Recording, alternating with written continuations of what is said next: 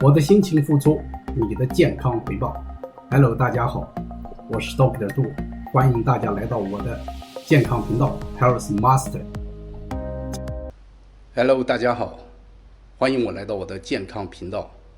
今天窗外的天气非常的不好，我们可以从我们家后院向外边看，可以看到远处灰蒙蒙的，和我目前的心情一样。最近这段时间呢，我一直在想一个问题，因为我们从媒体上看到发生了太多的事情，特别引起我关注的是韩国的演员车仁和自杀了 suicide 了。车仁和年仅27岁，是韩国乃至整个亚洲都非常受欢迎的明星。他的死令大家非常的震惊。他拥有高达55万的 Instagram 的粉丝量，这样的人怎么会自杀呢？而且不只是车仁和一个人自杀，韩国可以说是有3个明星接连二三的自杀。这是雪梨和具荷拉，他们也在前段时间相继自杀。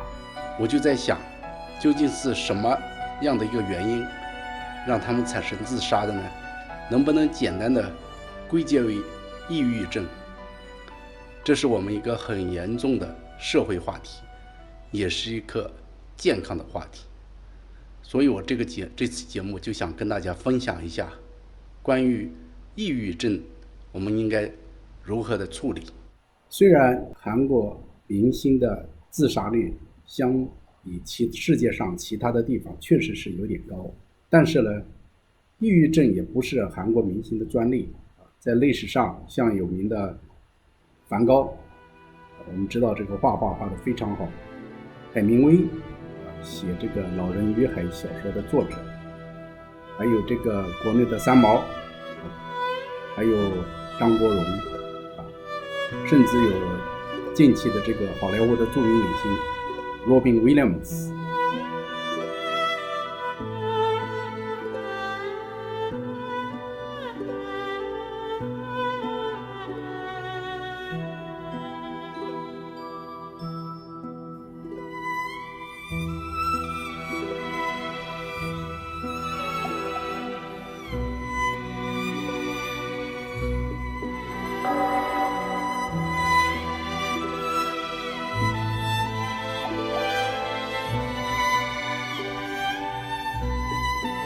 这些人都是因为抑郁症自杀。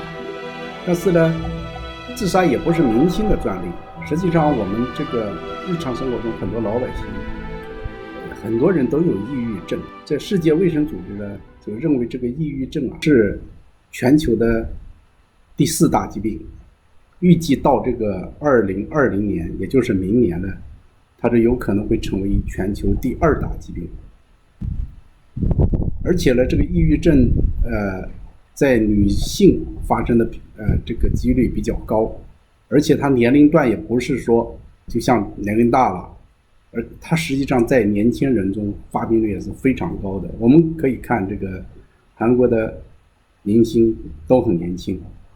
现在的社会他们承受着非常大的压力。目前关于抑郁症的观点的是认为发病的年龄有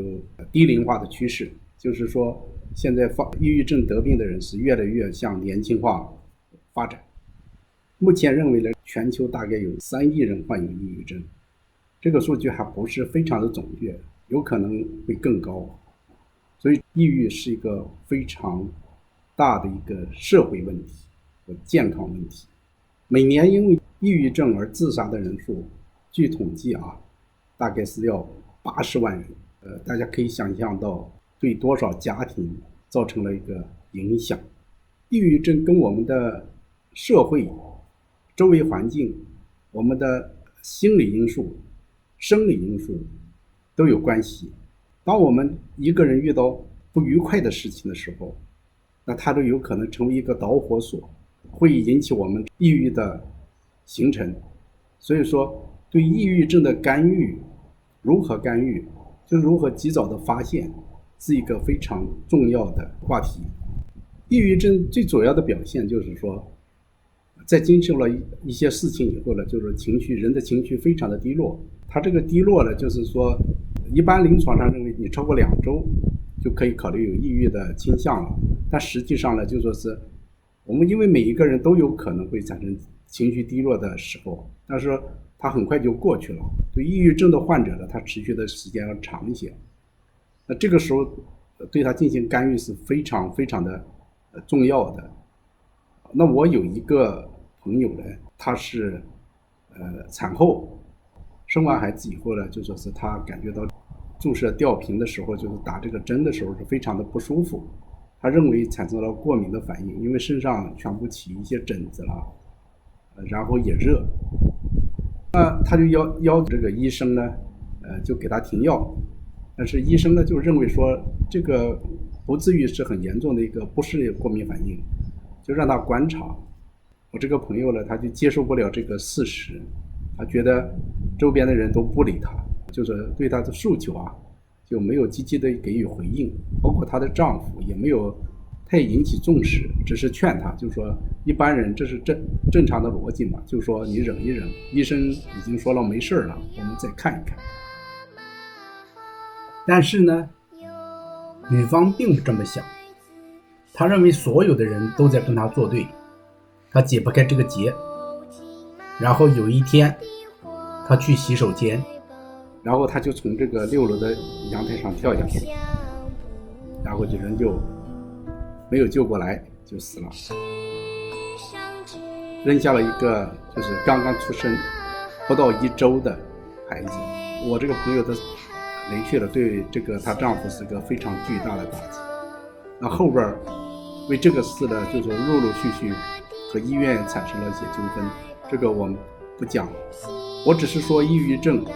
如果我们不对它进行积极的干预，就会产生一个非常严重的后果。抑郁症的患者主要是表现为比较消极，然后对任何事情的反应呢，就是不是一个积极的，像我们遇上事就是积极的应对它，但是他不这么想，他觉得周围的人可能都帮助不了他，他觉得遇到一个棘手的事情可能没有办法去解决。我们可以想象这个韩国明星车仁和，他有50多万的粉丝，在我们眼里他肯定是应该是非常开朗的一个人，但是他最后选择了自杀。那么跟他所面临的这个处境，就我们一般常人很难想象他遇到了什么问题，为什么会选择这样的路。抑郁的人呢，很多人都伴有焦虑，但是焦虑和抑郁不是一回事啊。焦虑呢，有些人有焦虑，但是他能跟大家打交道的时候还是表现非常正常的。但抑郁症的人呢，他不是，他就什么事都是往下走，就是什么事都是有可能他分享都不跟我们分享的。所以如何的打开这个心结确实是个技巧。你像国外很多地方，包括 Australia， 它也有一个，就是有一天就是叫Are you OK， 就是你好，你怎么样呢？它就是为了干预这种，因为西方国家这个自杀率还是非常高的，就是干预一个人有没有自杀念头，有没有抑郁，要多关心一些，人与人之间要多关心一些，然后减少自杀的发生。这个另外我们要避免一个什么，就说是不管是我们自己的亲人也好，我们朋友的孩子也好，我们的朋友也好，那么避免他们在受到挫折的时候没有人帮助他。我们要仔细观察我们周边的孩子，我们自己的孩子，或者是朋友的朋友，他有没有一个行为，有没有一个反常。实际上很多情况下我们发现了，就说是当人死去以后了，我们回过头来再想，他是有一些异常的表现的，只是我们没有注意到。所以呢，对抑郁我们一定要细致的观察。那如何排遣抑郁症患者内心的这种苦闷情节呢？除了吃药以外，有一些小小的技巧，查阅了一些资料，分享给大家。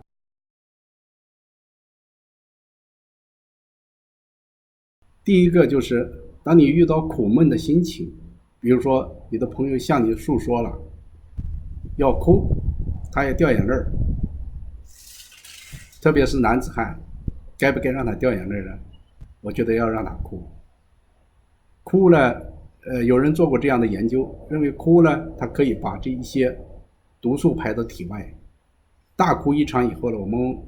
可能很多女性朋友都有这样的体会。大哭一场以后呢，就感觉到心中憋的那口气吐出来了，反而会觉得浑身舒适一些，而且人也就冷静下来了。这是我给大家分享的第一点。第二点就是喊，就大声喊。这个我们有时候在电影情节中也看到过。当我们受到工作上也好，生活上也好，或者是婚姻各方面都亮起红灯的时候，心情非常的压抑，有的时候又不好跟别人讲，因为它都是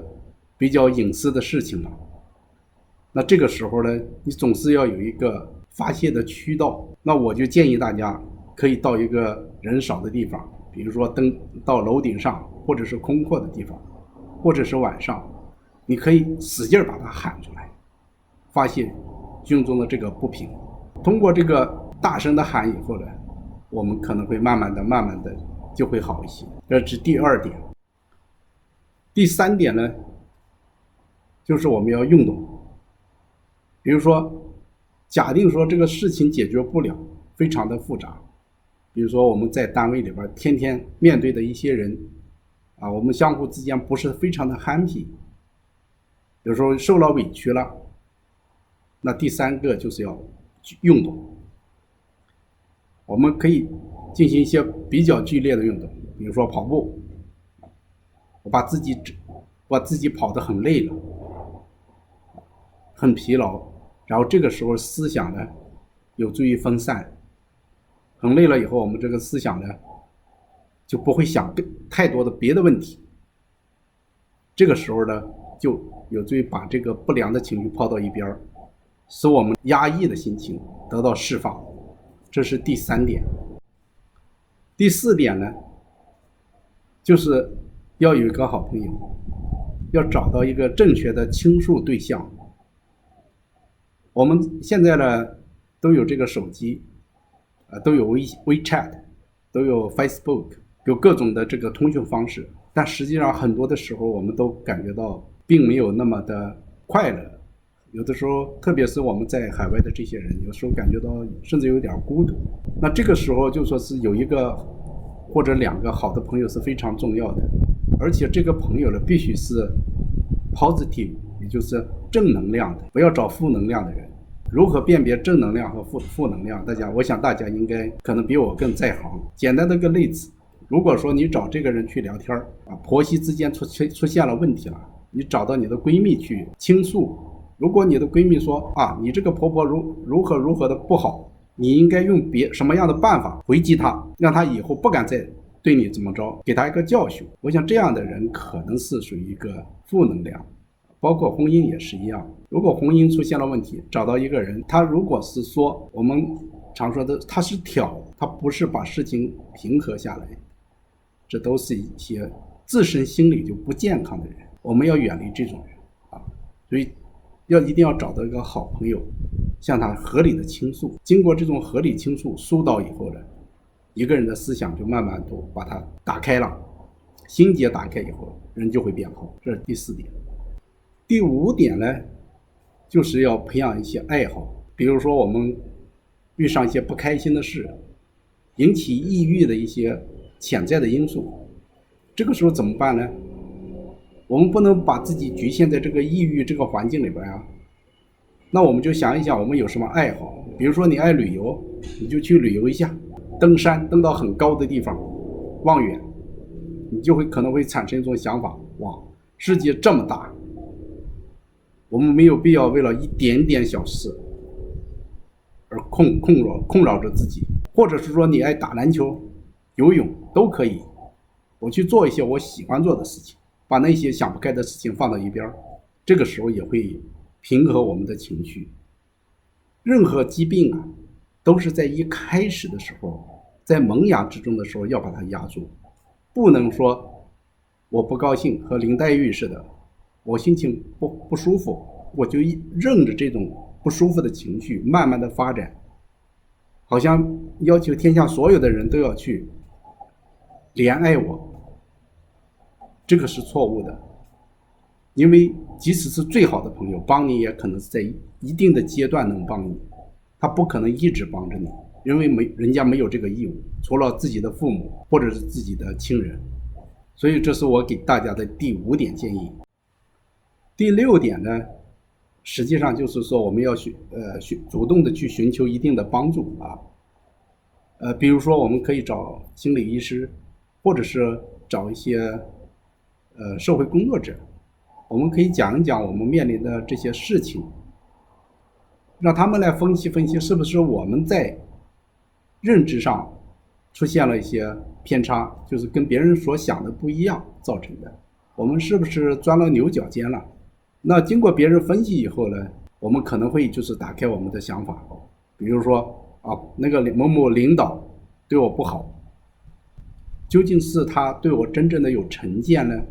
还是确实是我自己做的不好？这个我们要搞清楚到底是问题的症结在哪儿？是不是我们产生了一个偏执，就认为这个事情是他对我不好，这样我们就可以预防悲观情绪的产生，不正确的观点的形成。这是第6点。这6点里边有很多是，一个是要自己去反省，另外一个就是最关键的就是要积极的寻求帮助。那同样的反过来讲，就是我们作为父母，作为亲人，作为朋友，那我们也要对这个抑郁多一份警示。当我们的朋友遇到困难的时候，我们可以及时的帮到他们，帮他们渡过难关。那现在呢，就是这个 bullying， 也就是说这种欺负人的事情，可以说在哪个社会都有存在，而且现在有网络暴力也是无处不在。因为这个网络暴力，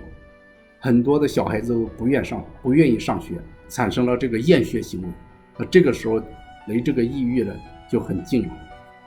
所以作为家长一定要注意，把问题控制在萌芽之中，引导孩子走困难的时期。这是我给家长的一个建议。那今天呢，我们就讨论这个抑郁的话题就到这儿。谢谢大家收看我的视频，我的辛勤付出，